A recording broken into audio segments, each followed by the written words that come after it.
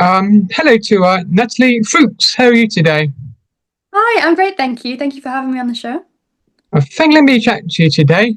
So, can to me roughly, how long have you been a singer-songwriter for?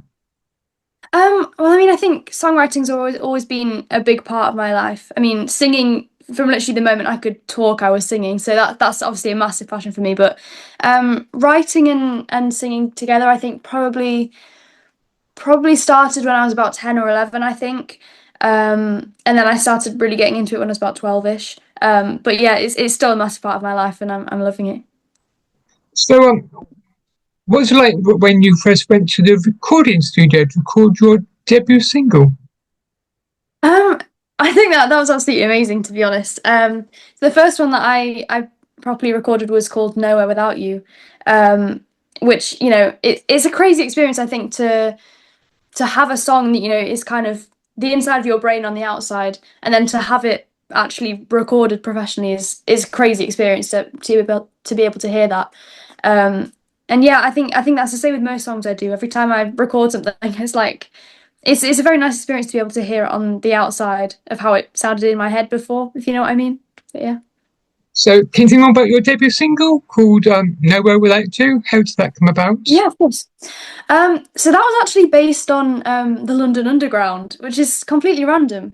But I just liked how in every different carriage, which is approximately 50 meters squared, which is actually one of the lyrics, um, there's so many different stories that you can see with different people. You only see them for about a minute, but they have so many lives behind them, and that was the first one for that. And I was lucky enough to actually win the teen category of the UK songwriting contest last year with that.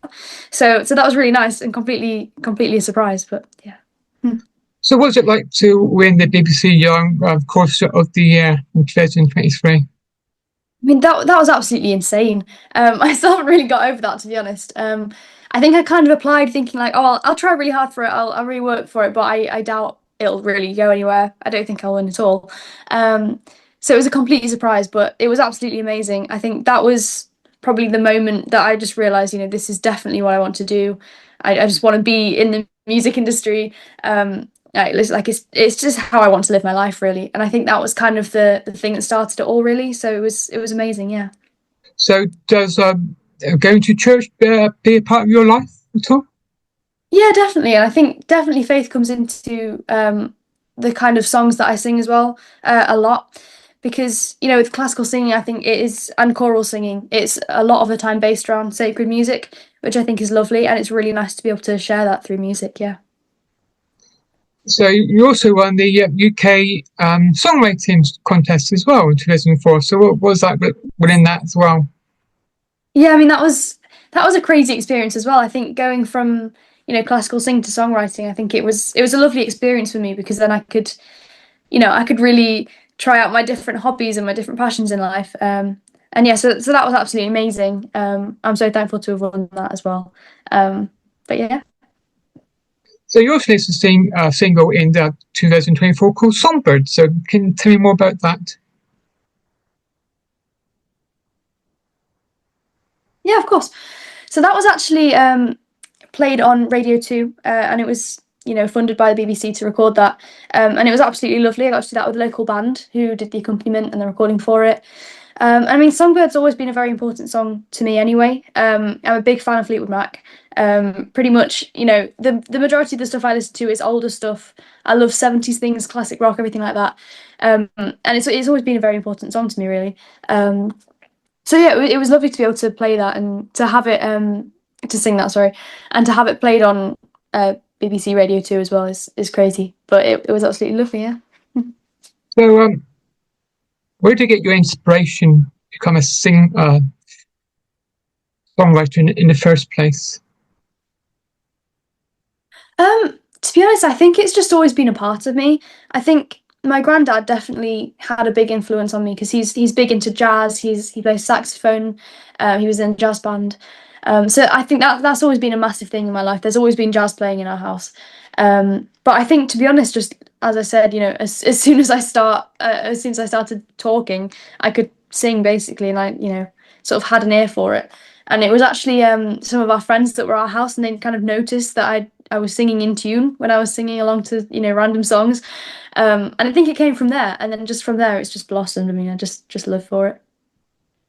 So, tell me more about your latest single called Under the Poppies. Yeah, of course. So, Under the Poppies actually came about based on a real poem. So, it was about 4 years ago that I wrote it when I was 12. And I was basically sat in a history lesson, and my teacher had brought in this poem that his relative had actually written to her husband, who sadly died in the war in 1916 during the Battle of the Somme. And he was called Frank Pocknell. He was absolutely amazing. And this poem was written about him. And I just thought it was so beautiful and so poignant and so sad. But I kind of saw it and I was like, yeah, that needs to be in a song. So I just asked him for a copy of it, basically. And then I wrote the rest of the lyrics and the music around it. And it's been a very interesting experience, sort of writing a song that is based on a poem that's so old. I mean, it's over 100 years old. And I'd say probably writing the lyrics has been very interesting, fascinating for me, really, because I've kind of had to adapt the way I speak and the way I write and the way I make my lyrics so that it fits with the same kind of atmosphere that the poem has given the song. So the poem is now the bridge, and I've written the rest of the lyrics around it and the music. But yeah, it was a very interesting experience, and I've actually been lucky enough to see the actual dog tag that he was wearing when he died, and also a field postcard that was sent the day before he died, and a photo of his actual grave as well. So it's been a very poignant kind of experience writing the song and recording it as well, because it's just amazing to see the stories of people in the war as well. Especially releasing it for remembrance. You must be so proud to do that. Well, thank you. So, are you working on any new music in the near future? Yeah, I mean, I've got a lot of songs that I'm writing at the moment. A lot of stuff that I'm kind of planning, and hopefully, if I can afford it, I would love to record some more as well. It's just kind of funding it that's the issue now. But yeah, and lots of concerts coming up as well, so it's gonna be very fun. So, what's it like to be a independent artist for you? Um, I think it's very interesting, I'd say. I think obviously on the one hand it's difficult because you have to fund all the recording yourself, and all the promotion is yourself and everything like that. So it is definitely difficult on one hand, but I think it has given me probably some skills that I can apply to other things as well, like sort of independence and things like that. Um, yeah, I'd say that probably the main thing is just finding a way to fund recording things is probably the biggest thing about it. But I am really enjoying it. Yeah, it's really fun. So, how did you come across Lisa Davies promotions? How did that come across? How did you found them? Yeah, it was actually through some contacts of ours. So it's a very closely linked industry, I say, music. I feel like there's a lot of people that are like, oh, I know you and I know you, and then it's all kind of interlinked. So we were actually recommended to get in touch with her by some of our friends, and she's been absolutely amazing. I've had loads of opportunities with her with radio interviews and things like that. So yeah, I'm very thankful for that. So, have you got any upcoming gigs in the near future? Yeah, so I'm actually singing in a concert this weekend, next weekend, sorry, which is for the Dame Vera Lynn charity. So it's the Dame Vera Lynn charity at the moment is currently trying to put up a statue of Dame Vera Lynn. She's absolutely amazing. She was the original Forces sweetheart, and she's just, she's so inspirational for me. She's an amazing woman.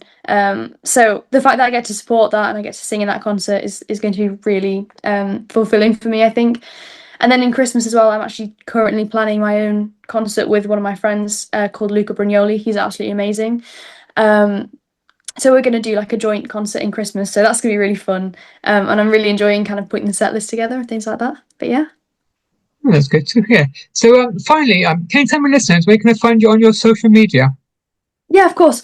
So everything that I have social media wise, I've got Instagram, YouTube, anything where you can stream music. Everything's under the same name, so it's just Natalie Fooks, and Fooks is spelled Fooks. And yeah, you can find everything there. But thank you so much. So lovely to chat to you today. Thank you so much for having me. Enjoy the rest of your day. Thank you. You too. Goodbye. Bye. Bye. Bye.